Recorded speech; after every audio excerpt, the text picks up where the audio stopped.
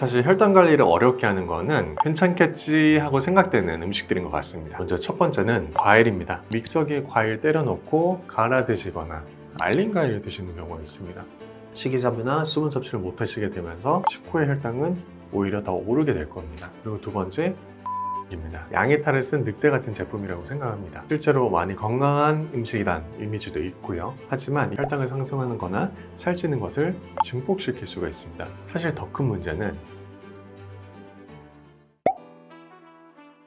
왜 맛있는 음식들은 혈당을 올릴까요? 여러분이 대부분 좋아하시는 떡볶이나 마라탕, 겨울에는 붕어빵, 군고구마, 군밤, 하지만 이런 것들은 여러분들이 혈당을 올린다는 음식이라는 걸 정확히 알고 계시기 때문에 잘 조절하고 계신 것 같습니다. 그치만 사실 혈당 관리를 어렵게 하는 거는 이런 것들이 아니라 괜찮겠지 하고 생각되는 음식들인 것 같습니다. 실제로 제가 다이어트 상담 때도 당뇨병 환자가 아니더라도 혈당 관리하는 것을 항상 중요하게 말씀을 드리는데, 얘기를 나누다 보면 환자분들께서 이거는 괜찮은 음식이 아니었나요?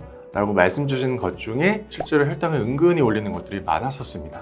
그래서 이건 어때요? 저건 어때요? 라고 물어보시면서 이런 잘못 알고 있던 정보들을 알아가시는 경우가 많은데, 오늘은 이건 괜찮겠지 했던 음식들 중에 알고 보니 은근히 혈당을 올리고 있던 음식들에 대해서 알려드리도록 하겠습니다. 본격적인 얘기 시작하기 전에 구독과 좋아요 부탁드리겠습니다.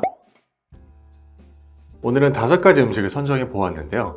먼저 첫 번째는 마늘입니다. 마늘이라고 하니까 조금 의아하실 수 있을 것 같은데요. 마늘 건강에 좋은 거 아니야? 마늘 그 조그만 거 해봤자 얼마나 혈당을 올리겠어? 라고 생각하실 수 있을 것 같습니다. 먼저 우리 마늘은 한식에 빼놓을 수 없는 가장 핵심적인 재료 중 하나죠. 우리 한식 음식을 찾아보면은 마늘이 안 들어간 음식이 은근히 없다는 것을 알 수 있을 겁니다. 알게 모르게 많이 드시게 되는 음식인데요. 마늘의 영양 성분을 잘 보시면요, 마늘 100g 안에 당질이 23g이나 있습니다. 흰 쌀밥으로 된 햇반 같은 경우는 100g에 33g 있습니다. 신쌀밥에 약 60%의 당질이 있는 거죠. 생각보다 많지 않나요? 물론 우리가 마늘을 사람 달려고 곰처럼 막 이렇게 먹지는 않지만, 말씀드린 것처럼 여러 가지 요리에 이미 많이 들어가 있기 때문에 우리가 알게 모르게 당질을 많이 섭취하고 있을 수 있습니다. 그리고 특히 고기 구우실 때 마늘을 구워 드시는 경우가 많으실 텐데, 마늘을 굽게 되면 그 마늘에 있는 수분이 날아가기 때문에 그 단위 중량당 당질의 함량은 더 높아지게 됩니다. 어떻게 보면 같은 무게는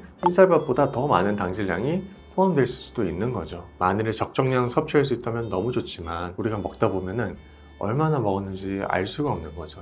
그리고 우리 또 갖은 양념들 같은 거 보면 마늘을 때려 넣는 경우가 많잖아요. 결국에 당질 섭취량의 증가는 혈당의 상승을 유발할 수가 있기 때문에, 특히 내가 혈당을 관리해야 되는 분들이라면 마늘을 내가 얼마나 섭취하고 있는지 조금은 조심하실 필요가 있을 것 같습니다. 실제로 환자분들도 보면 저는 밥도 많이 안 먹고 고기 같은 거 잘 먹는데 고기는 당질이 없기 때문에 살 잘 안 쓰는 거 아닌가요? 여쭤보시는 분들 많습니다. 그런데 그런 분들 잘 보면 고기 드실 때 밥은 실제로 많이 안 드십니다. 그런데 마늘을 구워서 항상 같이 드신다거나 이런 습관을 가지신 분들이 밥을 안 먹었음에도 불구하고 살이 잘 안 빠지시는 경우가 많았습니다. 내가 만약에 체중 관리나 혈당 관리를 타이트하게 하셔야 되는 상황이면 내가 마늘도 어느 정도 섭취하고 있는지 한 번쯤 확인해 보시는 게 좋을 것 같습니다. 두 번째는 현미밥입니다. 환자분께서 많이 말씀하시는 게 저는 현미밥만 먹어요. 자랑스럽게 말씀하시는 경우가 많습니다. 물론 현미밥 백미보다 훨씬 좋습니다. 왜냐? 식이섬유가 있기 때문이죠. 포도당의 소화흡수 속도를 늦춰줘서 혈당이 급하게 오르는 것을 막아주는 아주 좋은 친구였습니다. 여기서 또 조심해야 될 게,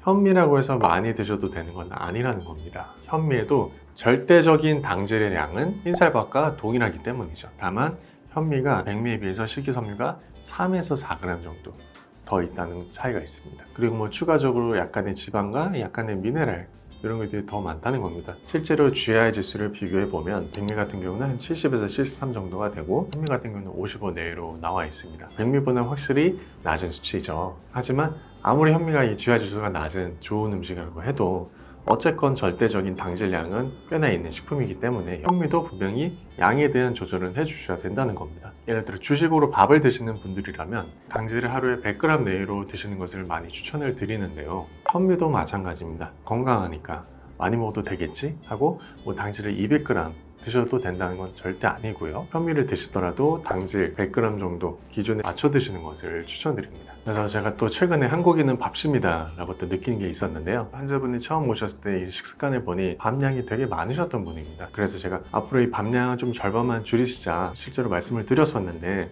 그게 지켜지지 않고 있더라고요. 알고 보니 현미이기 때문에 이건 밥이 아니라고 생각하시고 계속 똑같이 많이 드시고 계셨던 겁니다. 그래서 그거를 이제 나중에 알고 현미여도 약간 줄여주는 게 좋다, 그렇게 말씀드리고 난 이후에는 살이 지금 잘 빠지고 계시는 중입니다. 다시 한번 말씀드리지만 현미밥도 밥이다. 세 번째는 그래놀라입니다. 그래놀라 같은 거 우유나 요거트에 많이 넣어 드시죠. 내가 뭔가 건강한 아침 드시고 싶을 때 많이 드시는 것 같습니다. 실제로 많이 건강한 음식이란 이미지도 있고요. 하지만 이 그래놀라가 실제 우리가 생각하는 것만큼 건강이나 혈당 쪽에 도움이 되지 않을 수가 있습니다. 가장 먼저 그래놀라의 주 원료는 귀리입니다.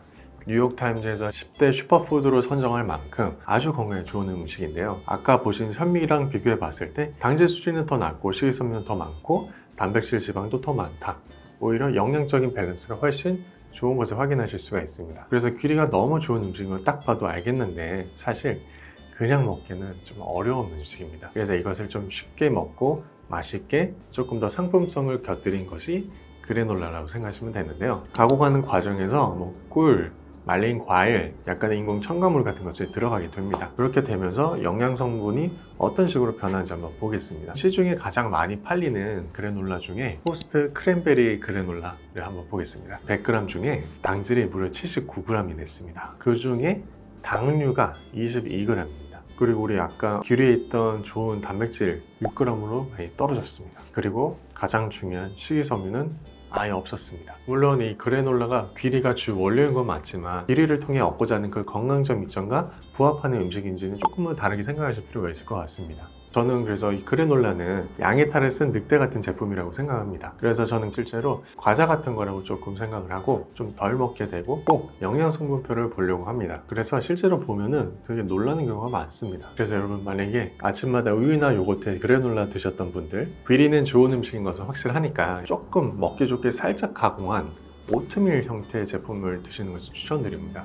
오트밀 같은 경우는 그래놀라만큼 영양 성분이 많이 변하진 않고요. 통길이에서 식이섬유랑 단백질이 약간만 손실된 형태의 제품이기 때문에 그런 형태의 제품을 드시면 조금 맛있게 편하게 드시면서 필요한 영양소 건강하게 드실 수 있을 것 같습니다. 네 번째는 과일입니다. 여러분 과일도 조심해야 되는 건 많이 알고 계실 겁니다. 그리고 당이 좋지 않지만 또 아예 안 먹을 수는 없습니다. 오히려 적정량 정도는 섭취를 해주는 게 좋은데요. 과일을 통해 천연당을 섭취를 하면 우리가 불필요한 설탕 섭취를 줄일 수 있다는 장점도 있습니다. 하지만 여러분이 과일을 드시겠다고 간혹 아침에 바쁘니까 믹서기에 과일 때려 넣고 갈아 드시거나 아니면 말린 과일을 드시는 경우가 있습니다.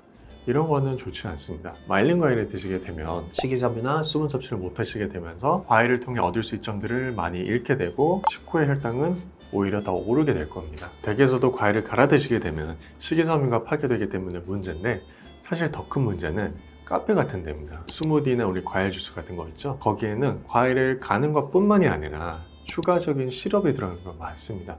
거의 설탕 덩어리인 거죠. 실제로 저도 예전에 카페 알바를 하면서 그런 식으로 많은 걸 많이 보았기 때문에 이제는 더 이상 과일 주스 같은 거는 못 사 먹겠더라고요. 그래서 여러분은 과일은 무조건 원물 그 자체로 드시는 것을 추천드리고요. 또 중요한 게 과일이 좋다고 해서 무작정 드시면 안 된다는 점, 과일도 적절한 양 조절해서 드셔야 된다는 거 꼭 기억해 주셨으면 좋겠습니다. 그리고 마지막 다섯 번째는 튀긴 음식입니다. 물론 여러분들 튀긴 음식이 건강에 좋다고 생각하시는 분들은 아무도 없을 겁니다. 그런데 간혹 기름이니까 혈당은 많이 올리지 않지 않겠어? 생각하실 수 있습니다. 튀기면서 간과하지 말아야 될 게 음식을 튀기기 위해 먼저 입히는 옷이 전분 형태로 되어 있기 때문에 대부분 이제 당질 덩어리를 보시면 됩니다. 여러분들 그 부분은 좀 조심하셔야 되고요. 우리가 지방 같은 경우는 실제로 지방만 먹었을 때는 혈당이 크게 올리지 않고 칼로리는 높지만 생각보다 살은 덜 찔 수가 있는데요. 이 지방을 당질과 동시에 섭취하게 되면 혈당을 상승하는 거나 살찌는 것을 증폭시킬 수가 있습니다. 그리고 우리 돈가스 같은 거 드실 때 또 돈가스만 드시지 않죠. 여러 가지 또 소스를 드시게 되는 경우가 많은데 그런 소스 안에 또 맛있게 만들기 위해 또 어쩔 수 없이 당이 들어갈 수밖에 없습니다.